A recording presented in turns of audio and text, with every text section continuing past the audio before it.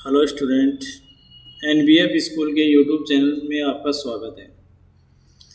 आज हम राजनीति विज्ञान में जो पिछला वीडियो था उससे आगे लेके आपके लिए आए हैं प्रधानमंत्री, यानी हमारे देश का जो प्रधानमंत्री होता है उसकी क्या स्थिति होती है, किस प्रकार से उसका निर्वाचन होता है और प्रधानमंत्री को कौन कौन सी शक्तियाँ प्राप्त होती हैं, उसके बारे में आज इस वीडियो में हम अध्ययन करेंगे। तो सबसे पहले देखिए कि जो प्रधानमंत्री होता है हमारे देश में, तो प्रधानमंत्री पद की जो व्यवस्था है हमारे देश की संविधान के अनुच्छेद 74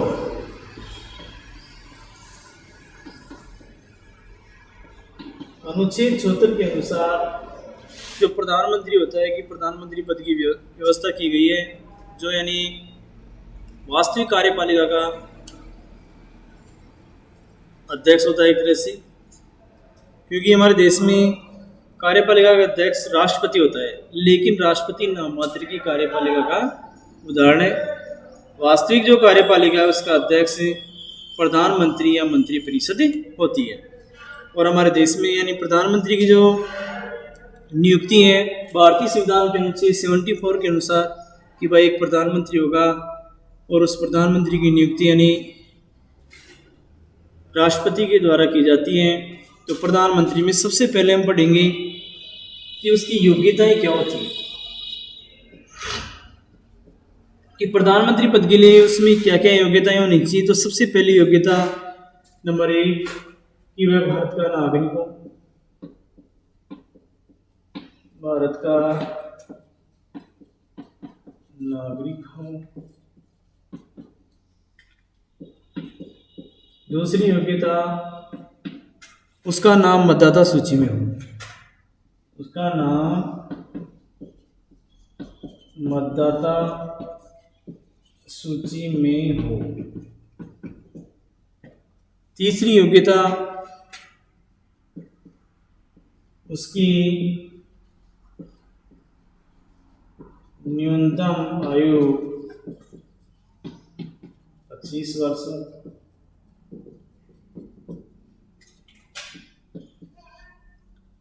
वह संसद का सदस्य हो, यानी प्रधानमंत्री जो व्यक्ति बनेगा वो संसद का सदस्य होना चाहिए। अब संसद का सदस्य का मतलब चाहे कि वो लोकसभा से भी बन सकता है और राज्यसभा से भी प्रधानमंत्री की नियुक्ति की जा सकती है। पांचवी जो इसकी योग्यता है कि वह किसी भी लाभ के पद पर कार्यरत न हो, यानी किसी भी लाभ के यानी पद पर कार्यरत नहीं होना चाहिए। छठी जो इसकी योग्यता है वह दिवालिया या पागल घोषित नहीं हो।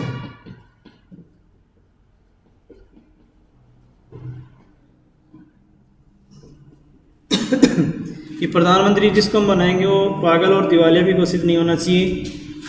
तो ये प्रधानमंत्री की देखो योग्यताएं हैं। सबसे पहली योग्यता कि वह भारत का नागरिक हो, उसका नाम मतदाता सूची में हो, उसकी न्यूनतम आयु यानी 25 वर्ष होनी चाहिए और वह संसद का सदस्य हो, कि संसद का सदस्य होना चाहिए। वह किसी भी लाभ के पद पर कार्यरत नहीं होना चाहिए, वह दिवालिया या पागल घोषित नहीं होना चाहिए। अब देखिए इसमें संसद का सदस्य का मतलब होता है कि अगर किसी व्यक्ति को प्रधानमंत्री पद पर नियुक्त कर दिया लेकिन वह संसद का सदस्य नहीं है तो उसे 6 माह के भीतर यानी संसद की सदस्यता ग्रहण करनी पड़ती है, चाहे वो राज्यसभा में चुन के आए चाहे लोकसभा में चुन के आए। तो ये तो इसकी योग्यता है। अब देखिए आप दूसरा जो महत्वपूर्ण बिंदु है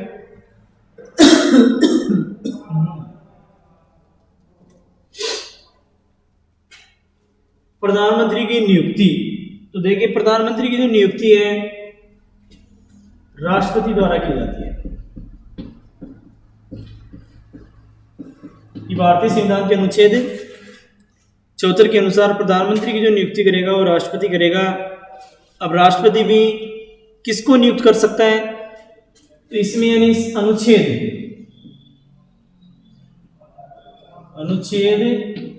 75 के अनुसार, भारतीय संविधान के अनुच्छेद 75 के अनुसार यानी लोकसभा में बहुमत प्राप्त दल के नेता को वह प्रधानमंत्री पद पर नियुक्ति करता है।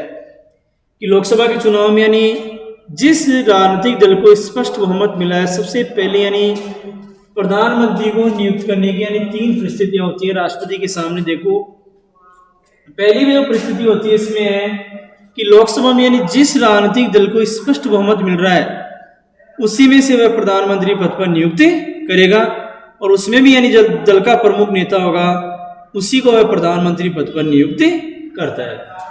दूसरी जो इसकी शर्त होती है कि अगर मान लो लोकसभा में किसी भी राजनीतिक दल को स्पष्ट बहुमत नहीं मिला, तो ऐसी स्थिति में राष्ट्रपति यानी जो 2 या 2 से अधिक राजनीतिक दल मिलकर के अगर मान लो प्रस्ताव राष्ट्रपति के सामने रखते हैं कि हम मिलकर के आपस में सरकार बना रहे हैं, हमारे इस व्यक्ति का प्रधानमंत्री पद पर नियुक्ति करो, तो उसको बोलते हैं मिली जुली सरकार या साझा सरकार या गठबंधन की सरकार।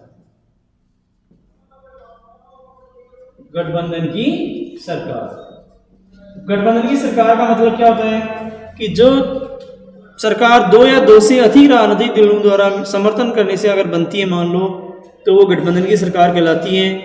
और हमारी भारतीय राजनीति में पहला लोकसभा का चुनाव 1952 में हुआ था, तब से लेकर के यानी 1989 तक का जो दौर था, 1989 तक यानी जो सरकारें बनी वो ज़्यादातर सरकारें यानी स्पष्ट बहुमत वाली बनी।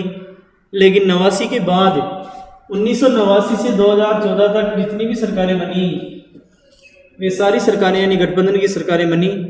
और 2014 के बाद भी गठबंधन की सरकार तो है लेकिन स्पष्ट बहुमत भी है कि अगर मान लो अभी जैसे 2014 में भाजपा की सरकार आई, भाजपा को यानी स्पष्ट बहुमत प्राप्त हुआ, लेकिन फिर भी भाजपा ने जो अपना गठबंधन है राजग यानी राष्ट्रीय जनतांत्रिक गठबंधन, राजग का मतलब होता है राष्ट्रीय जनतांत्रिक गठबंधन। तो भारतीय राजनीति में वर्तमान में यानी 2 गठबंधन सक्रिय रूप से, एक तो राजग और एक संप्रग। संप्रग का मतलब होता है संयुक्त प्रगतिशील गठबंधन, जो यानी कांग्रेस और उसके सहयोगी दलों का है, और राजग यानी राष्ट्रीय जनतांत्रिक गठबंधन यानी भाजपा और उसके सहयोगी दलों द्वारा मिलकर के ये बना हुआ होता है। तो प्रधानमंत्री की नियुक्ति की यानी 3 परिस्थितियां होती हैं। पहली परिस्थिति यानी कि लोकसभा में जिस राजनीतिक दल को स्पष्ट बहुमत मिलता है उसी में से राष्ट्रपति को यानी प्रधानमंत्री पद पर अनुच्छेद 75 के अनुसार प्रधानमंत्री को नियुक्त करना पड़ेगा। लेकिन अगर मान लो किसी भी राजनीतिक दल को लोकसभा में स्पष्ट बहुमत प्राप्त नहीं होता है, तो ऐसी सिचुएशन में यानी 2 या 2 से अधिक राजनीतिक दल मिलकर के सरकार बनाते हैं, वहां पर राष्ट्रपति का थोड़ा सा महत्व बढ़ जाता है और यहाँ पर यानी राष्ट्रपति की भूमिका थोड़ी बढ़ती है। जबकि पहले में यानी स्पष्ट बहुमत वाली में राष्ट्रपति की ज़्यादा भूमिका इतनी नहीं रहती है, और इतनी और भी कम राष्ट्रपति की भूमिका कब हो जाती है जब मान लो कोई भी राजनीतिक दल पहले ही किसी व्यक्ति को निश्चित कर दें कि अगर हमारे दल को बहुमत मिला और तो हमारे प्रधानमंत्री ये होंगे।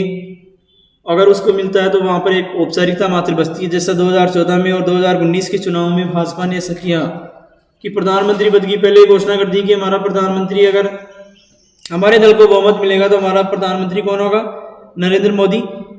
तो वो एकमात्र औपचारिकता बची राष्ट्रपति के सामने कि भाई शपथ तो दिलानी है ही।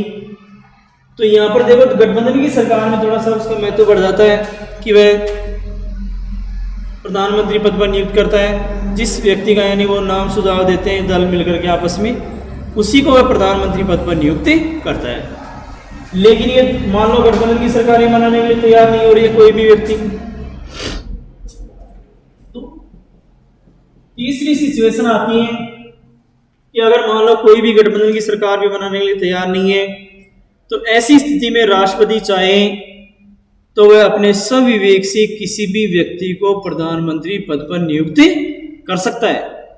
एक बार तो यानी राष्ट्रपति उसको नियुक्त कर सकता है, चाहे वो संसद का सदस्य भी नहीं हो, लेकिन उससे भी एक बार तो प्रधानमंत्री पद पर नियुक्त कर सकता है। लेकिन उसे जितना निश्चित समय राष्ट्रपति यानी देता है कि भाई आपको 10 दिन में या 1 दिन में या 5 दिन में या 1 महीने में अपना बहुमत सिद्ध करके दिखाना पड़ेगा आपको। तो उस बहुमत सिद्ध करने में अगर मान लो बहुमत सिद्ध कर देता है तो प्रधानमंत्री पद पर रह सकता है। अगर मान लो स्पष्ट बहुमत सिद्ध नहीं कर पाता है तो वह उसी दिन से पद से हटा हुआ मान लिया जाता है। तो प्रधानमंत्री के लिए 3 परिस्थितियां होती हैं नियुक्ति की राष्ट्रपति के सामने।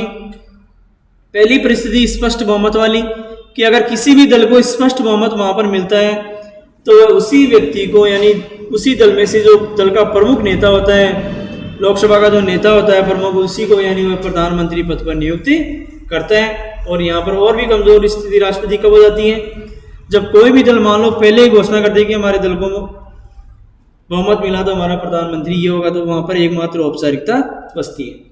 गठबंधन की सरकार में यानी राष्ट्रपति का थोड़ा महत्व बढ़ता है। और उसके बाद यानी तीसरी जो परिस्थिति होती है वहां पर राष्ट्रपति का विशेष महत्व होता है कि वह किसी भी व्यक्ति को यानी एक बार तो प्रधानमंत्री पद पर नियुक्ति कर सकता है। अगर वह निश्चित समय में अपना बहुमत सिद्ध करके सिद्ध कर देते हैं तो वह सरकार आगे तक चलती है। और देखो इसमें कि भाई प्रधानमंत्री की नियुक्ति योग्यता में आपको मैंने बताया था कि प्रधानमंत्री ये जरूरी नहीं कि लोकसभा का ही नेता हो, राज्यसभा में से भी प्रधानमंत्री बनाया जा सकता है। तो सबसे पहली बार हमारे देश में जो प्रधानमंत्री यानी राज्यसभा से प्रधानमंत्री बनाया वो श्रीमती इंदिरा गांधी थी। सबसे पहले यानी किसको बनाया गया था, श्रीमती इंदिरा गांधी को यानी राज्यसभा से क्या बनाया गया, प्रधानमंत्री पद पर नियुक्त किया गया, प्रथम थी। उसके बाद मनमोहन सिंह भी यानी राज्यसभा से ही प्रधानमंत्री बने। इसके अलावा वीपी सिंह भी यानी राज्यसभा से प्रधानमंत्री बने। उसके अलावा जैसे एच.डी. देवेगौड़ा भी यानी उसी से प्रधानमंत्री बने थे। तो 4 प्रधानमंत्री अब तक यानी राज्यसभा से प्रधानमंत्री पद पर नियुक्त हुए हैं। तो ये प्रधानमंत्री की यानी नियुक्ति थी कि प्रधानमंत्री की नियुक्ति कौन करता है, राष्ट्रपति करता है। अनुच्छेद 74 के अनुसार प्रधानमंत्री की नियुक्ति कौन करेगा, राष्ट्रपति। और अनुच्छेद 75 के अनुसार यानी वह किसकी नियुक्ति कर सकता है, जिस व्यक्ति यानी जिस राजनीतिक दल को लोकसभा में स्पष्ट बहुमत प्राप्त होता है साधारणतः उसे उसी दल में से प्रधानमंत्री पद पर नियुक्ति करनी पड़ती है। लेकिन 3 स्थितियां होती हैं, तीनों स्थितियां आसान है। उसके बाद में आता है प्रधानमंत्री का कार्यकाल। कि प्रधानमंत्री का जो कार्यकाल होता है यानी लोकसभा में बहुमत के ऊपर निर्भर करता है। वैसे तो सामान्यतः कितने वर्ष का होता है, 5 वर्ष का, लेकिन इसे 5 वर्ष से पहले भी पद से हटाया जा सकता है कि जब तक उसे लोकसभा में बहुमत प्राप्त है तब तक वह अपने पद पर रह सकता है। तो 5 वर्ष से कार्यकाल होता है लेकिन उसे 5 वर्ष से पहले भी हटाया जा सकता है। तो ये तो कार्यकाल। उसके बाद में आता है शपथ कि प्रधानमंत्री को शपथ कौन दिलाता है। तो देखो प्रधानमंत्री को शपथ के लिए कि प्रधानमंत्री हमारे देश के जो राष्ट्रपति होता है उसके सम्मुख अपने पद व गोपनीयता की शपथ ग्रहण करता है। तो शपथ में कि भाई मैं जो भी कार्य करूंगा निष्ठापूर्वक यानी देश के प्रति वफादारी से कार्य करूंगा। इस शपथ में जो भी उसको दिया जाता है वो बोल करके शपथ ग्रहण करता है। राष्ट्रपति के सम्मुख अपने पद की शपथ ग्रहण करता है। उसके बाद में आता है वेतन भत्ते कि भाई प्रधानमंत्री जो होता है उसको भी वेतन भत्ते मिलते हैं। तो प्रधानमंत्री के लिए वेतन भत्ते में देखो प्रधानमंत्री के लिए आवास सारी सुविधाएं क्या होती हैं, निःशुल्क होती हैं। उसके अलावा प्रधानमंत्री को जो सैलरी मिलती है सबसे पहली आती है बेसिक सैलरी यानी 50,000 रुपये। बेसिक सैलरी प्रधानमंत्री कितनी है, 50,000 रुपये बेसिक सैलरी है। उसके अलावा निर्वाचन क्षेत्र भत्ता यानी 45,000 रुपये उसे निर्वाचन क्षेत्र भत्ता दिया जाता है। उसके अलावा उसे दैनिक भत्ता यानी 2,000 रुपये पर डे के हिसाब से अलग से मिलते हैं। तो वो हो गए प्रधानमंत्री के लगभग यानी 62,000 के लगभग 31 दिन के यानी 62,000 हो गई। तो इस प्रकार से यानी प्रधानमंत्री के वेतन भत्ते। इसके अलावा प्रधानमंत्री की जितनी भी सुविधाएं सारी निःशुल्क होती हैं। तो प्रधानमंत्री के वेतन यानी बेसिक सैलरी 50,000 रुपये, उसके अलावा निर्वाचन क्षेत्र भत्ता 45,000 रुपये और दैनिक भत्ता यानी 62,000 रुपये यानी डेली के 2,000 रुपये मिलते हैं प्रधानमंत्री को। इसके अलावा ये आता है जैसे मान लो अलग अलग सारी सुविधाएं प्रधानमंत्री क्या होती हैं, निःशुल्क होती हैं। तो ये तो थी प्रधानमंत्री की यानी शक्ति यानी प्रधानमंत्री को किस प्रकार से नियुक्त किया जा सकता है, प्रधानमंत्री क्या होता है। तो प्रधानमंत्री के हमारे देश में कैसा होता है, नियुक्त होता है। बार बार कंपटीशन एग्जाम में क्वेश्चन पूछा जाता है कि प्रधानमंत्री होता है नियुक्त, निर्वाचित, मनोनीत। कैसा होता है? नियुक्त। लास्ट यानी पहले निर्वाचित होकर आ सकता है कि जैसे मान लो लोकसभा में निर्वाचित होकर आया या राज्यसभा में निर्वाचित होकर आया, लेकिन उसके प्रधानमंत्री पद पर जो होगा वो नियुक्त किया जाता है, और वो नियुक्त कौन करता है? राष्ट्रपति करता है। तो ये अब आती है प्रधानमंत्री की शक्तियां। इसके बाद में कौन सा बिंदु है?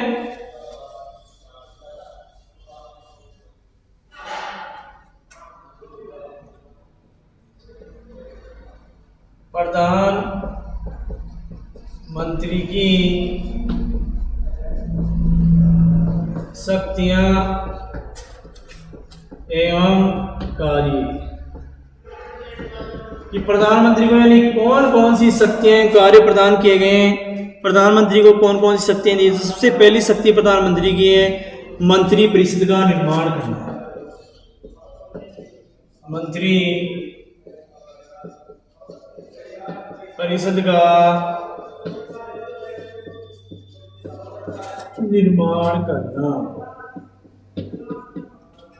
पहली शक्ति यानी प्रधानमंत्री की होती है मंत्री परिषद का निर्माण करना।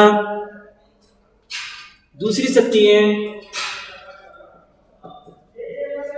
मंत्रियों के मध्य विभागों का बंटवारा। ये मंत्री परिषद का निर्माण करने के बाद में मंत्री परिषद के यानी जो विभाग होते हैं उनका बंटवारा करना। तीसरा आता है मंत्री परिषद की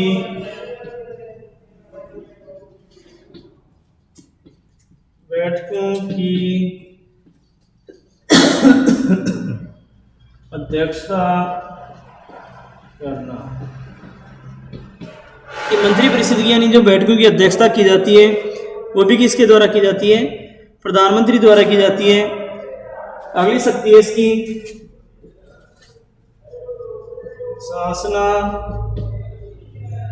शासनाध्यक्ष के रूप में।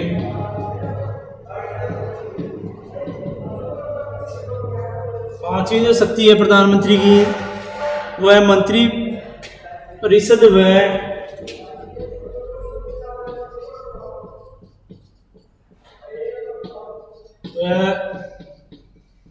राष्ट्रपति के बीच की कड़ी।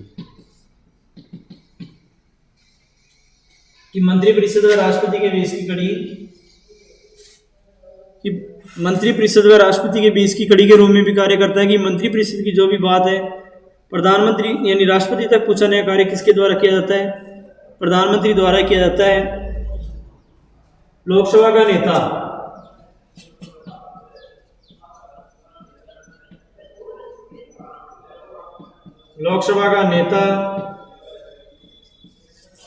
कि लोकसभा का यानी नेता भी होता है। उसके बाद में आता है अंतर्राष्ट्रीय क्षेत्र में देश का प्रतिनिधित्व। अंतर्राष्ट्रीय क्षेत्र में देश का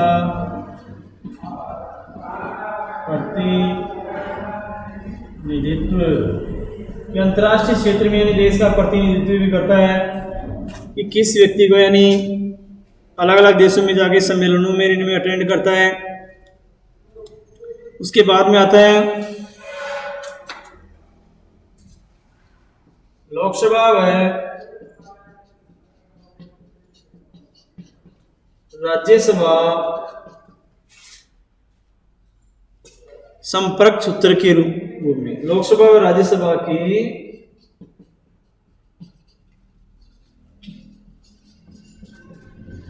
सूत्र के रूप में कार्य।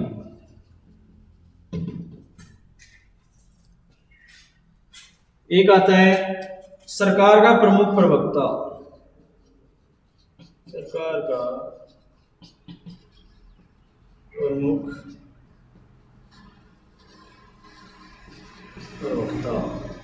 सरकार का प्रमुख प्रवक्ता का मतलब होता है कि सरकार के जो भी कार्य हैं वो प्रधानमंत्री के नाम से किए जाते हैं। जो सबसे पहले देखिए प्रधानमंत्री की शक्तियां हैं, 9 शक्तियां आपके सामने लिखाई है मैंने। सबसे पहली शक्ति है मंत्री परिषद का निर्माण करना। कि प्रधानमंत्री का सबसे पहले कार्य होता है कि वह अपना मंत्री पद ग्रहण करने के बाद वह मंत्री परिषद का निर्माण करता है। तो मंत्री परिषद का निर्माण करने की शक्ति देखो राष्ट्रपति के पास होती है, लेकिन राष्ट्रपति यानी उसी व्यक्ति को प्रधान यानी मंत्री परिषद में शामिल करता है जिसकी यानी जो लिस्ट यानी प्रधानमंत्री जिसको बोलता है राष्ट्रपति को इन व्यक्तियों को आपको मंत्री परिषद में सम्मिलित करना है, उसी व्यक्तियों को वह सम्मिलित करता है। तो इसमें चलती पूरी किसकी है? एक तरह से प्रधानमंत्री की होती है, लेकिन राष्ट्रपति तो एक औपचारिकता है कि भाई मंत्री परिषद का निर्माण राष्ट्रपति करता है, लेकिन प्रधानमंत्री की पसंद के मंत्रियों को उसमें शामिल कर सकता है। तो सबसे पहला कार्य वो होता है उसका अपनी मंत्री परिषद का निर्माण करना। अब मंत्री परिषद के निर्माण में देखो, पहले तो मंत्री परिषद का आकार कितना भी हो जाता था, लेकिन आजकल जो मंत्री परिषद है उसका आकार कुल सदस्य संख्या का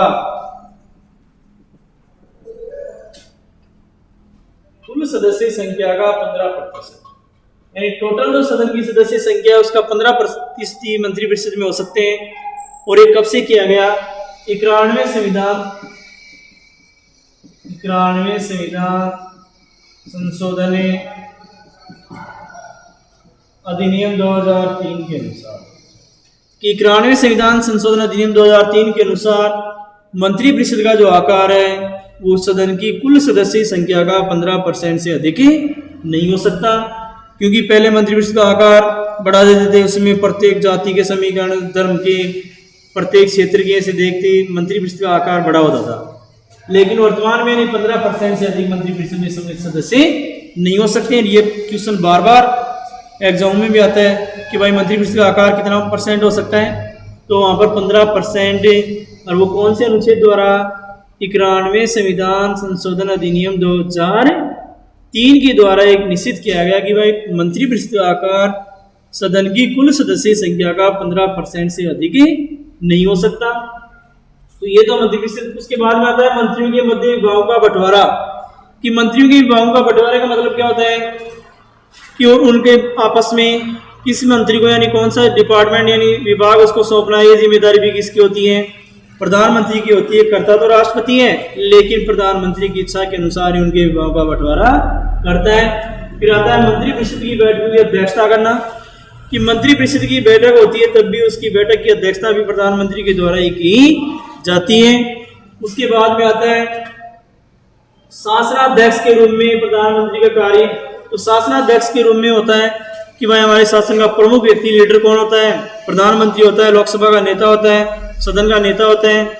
तो शासनाध्यक्ष के रूप में भी वह अनेक प्रकार के कार्य करता है, विदेशों में यानी प्रतिनिधित्व भी कर सकता है। फिर है मंत्री परिषद व राष्ट्रपति के बीच की कड़ी, कि मंत्री परिषद व राष्ट्रपति के बीच की कड़ी का कार्य भी करता है, कि मंत्री परिषद की कोई भी बात राष्ट्रपति तक पहुंचाने की जिम्मेदारी भी किसकी होती है? प्रधानमंत्री की होती है। उसके बाद में आता है लोकसभा का नेता, कि जिस राजनीतिक दल को लोकसभा में बहुमत प्राप्त होता है उसी दल में से यानी प्रधानमंत्री पद की नियुक्ति की जाती है, तो वह लोकसभा का यानी प्रमुख नेता भी होता है। एक आता है अंतर्राष्ट्रीय क्षेत्र में देश का प्रतिनिधित्व, कि हमारे देश का यानी अंतर्राष्ट्रीय क्षेत्र का मतलब होता है एक देश से दूसरे देश में जाकर के हमारे देश का प्रतिनिधित्व भी करता है, अनेक सम्मेलनों में भाग लेता है, संधि समझौते जो भी हो प्रधानमंत्री के नाम से किए जाते हैं। तो ये भी है कि प्रधानमंत्री का कार्य है। फिर लोकसभा है राज्यसभा के संपर्क सूत्र के रूप में कार्य करना, कि दोनों सदनों के बीच में आपस में अगर मान लो कोई विधेयक है उसमें संपर्क सूत्र के रूप में कार्य करने की जिम्मेदारी भी किसकी होती है? प्रधानमंत्री की होती है। उसके बाद में आता है कि सरकार का प्रमुख प्रवक्ता। सरकार के प्रमुख प्रवक्ता का मतलब क्या होता है? कि सरकार की तरफ से कोई भी, जैसे मान लो प्रमुख प्रवक्ता का मतलब भाषण देने वाला प्रथम व्यक्ति होता है, वो कौन होता है? प्रधानमंत्री होता है। तो ये प्रधानमंत्री की यानी शक्तियाँ हैं, बारहवीं या शक्तियाँ एक ही बात है, तो 12वीं क्लास के बच्चों के लिए इम्पोर्टेंट है। तो सबसे पहला कार्य है मंत्री परिषद का निर्माण करना, दूसरा है मंत्रियों के मध्य विभागों का बंटवारा करना, और तीसरा आता है मंत्री परिषद की बैठक की अध्यक्षता करना। और मंत्री परिषद की बैठक में यानी अध्यक्षता करना, कि जो भी मंत्री परिषद की बैठक होती है उसकी अध्यक्षता प्रधानमंत्री के द्वारा ही की जाती है। एक है शासनाध्यक्ष के रूप में, किस शासन का यानी प्रमुख व्यक्ति होता है प्रधानमंत्री। उसके अलावा मंत्री परिषद व राष्ट्रपति के बीच की कड़ी के रूप में कार्य करने का भी कार्य कौन करता है, प्रधानमंत्री करता है। लोकसभा का दल का नेता यानी लोकसभा का जो प्रमुख व्यक्ति होता है वही प्रधानमंत्री पद पर नियुक्त होता है। अंतर्राष्ट्रीय क्षेत्र में देश का प्रतिनिधित्व कि एक देश से दूसरे देश के मध्य अगर मान लो हमारे देश का यानी विदेश नीति का निर्धारण करने का कार्य किसके द्वारा किया जाता है, प्रधानमंत्री द्वारा होता है। उसके अलावा लोकसभा व राज्यसभा के संपर्क सूत्र के रूप में भी कार्य करने की जिम्मेदारी किसकी होती है, प्रधानमंत्री की होती है। सरकार का प्रमुख प्रवक्ता भी प्रधानमंत्री कहलाता है। तो ये तो देखो यानी प्रधानमंत्री की शक्तियां और मंत्री यानी प्रधानमंत्री की शक्तियां और कार्य। उसके बाद में आता है